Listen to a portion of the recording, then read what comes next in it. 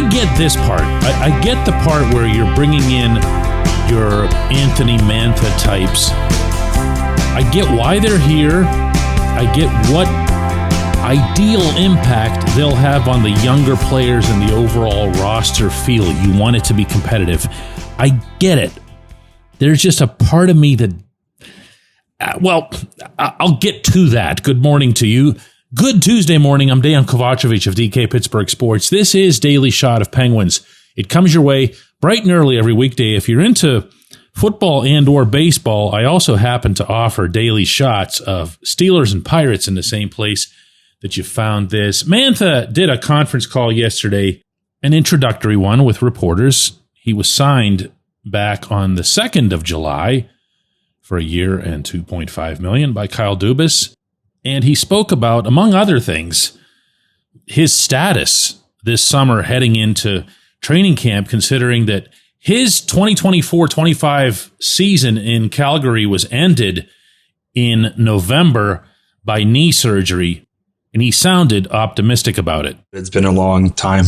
I should be ready for camp. That was my main goal when I did get surgery.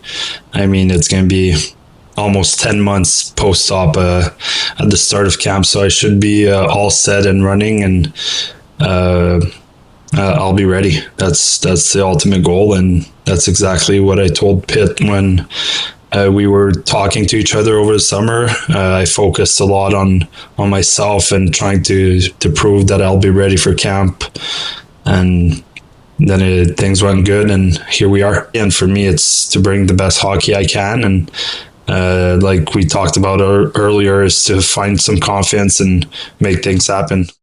Good for him. This is a nice player. If you're not that familiar with his work, he's 6'5", 200 some pounds, and he doesn't play a physical style. He doesn't play a big style, so to speak. He's not really a defensive guy. He's a scorer. He's a guy who's always been a scorer. He's been designated as that going back to being a first-round pick a long time ago. And to his credit, in 10 NHL seasons, he has 146 goals, 303 points. He'll be turning 31 this fall. So, we'll see what it is that he's got left. But here's what I wanted to get at. You can bring in your Mantha types. You can bring in your Connor Cliftons. Before that, your Anthony Beauvilliers, your Matt Grzelcyks. In different forms, your Cody Glass types. And they can be here for a year. They can be here as kind of experimental, let's increase the competition types. And they can even serve that purpose. And they can make, if you look at the group that Dubas has brought in since free agency opened earlier this month, there are enough bodies with enough NHL experience that they could almost, I don't believe for a second that they will, but almost crowd out the kids. And I'm going to reiterate this and going to continue doing it all through camp, but I don't want anybody getting a free ride. I don't want Rutger McGroarty and Ville Koivunen getting a free ride.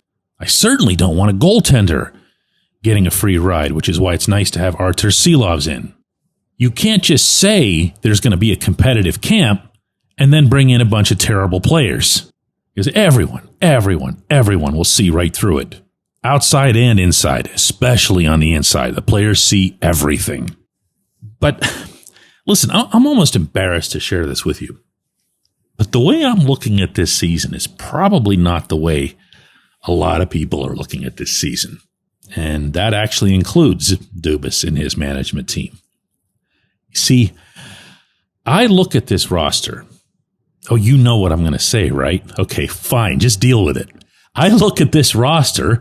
I look at the way this season finished, and I say to myself that this is a better roster than that one. And yes, I understand the games weren't exactly high stakes, and you're tired of hearing me cite 10-5-2. But you know what? In the last 17 games, they went 10-5-2, and they beat a bunch of playoff teams. They beat them on their own rinks, and in a couple of cases, like down in Dallas, they beat the snot out of them. And all the Stars did was make it to the Western Conference Final. Now, if you want to tell me that this season doesn't matter or something tanking, Gavin McKenna or whatever, that's your right. If they want to feel that way, that's their right. By that, I mean Dubas and the people running the team.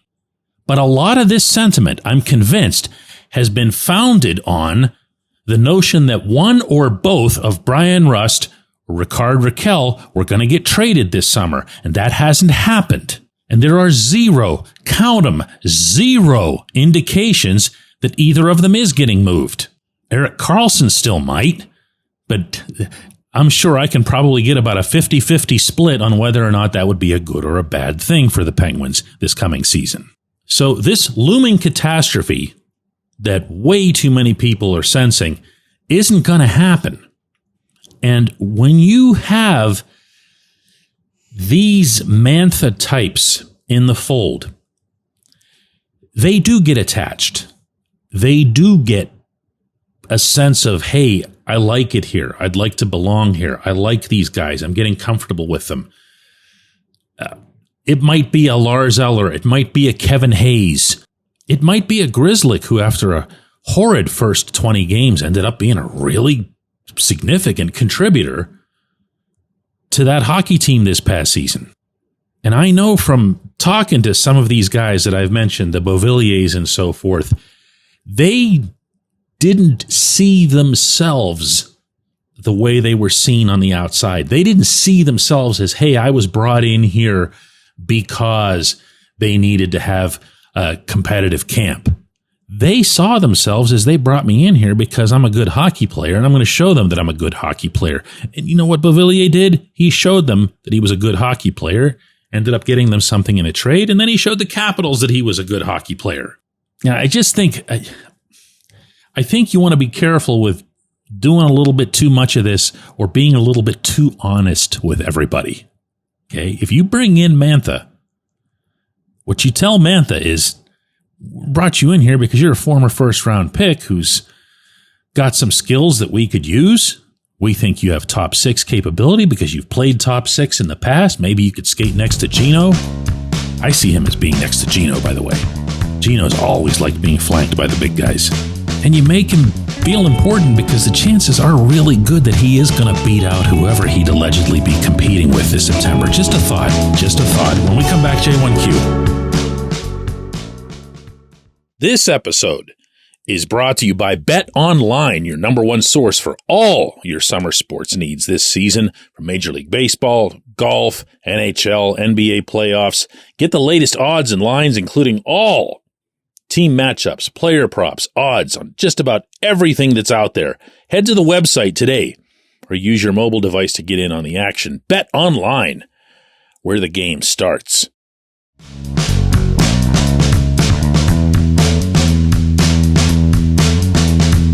Today's J1Q comes in reference to yesterday's episode, which I led with my latest reporting and outlook on Mario Lemieux potentially buying back the Penguins. It comes from Cody, who says, DK, maybe I'm naive, or maybe whatever happened at the time of the sale was so awful that what I'm about to suggest can never happen. But if Mario wants back in, couldn't he just do so by partnering with the Fenway Sports Group? I think it makes sense for all involved. Mario comes in, handles the hockey side of things, something that he has all the experience with. FSG handles the business side, brings them money, something that they have the experience with. Feels like both should be able to coexist.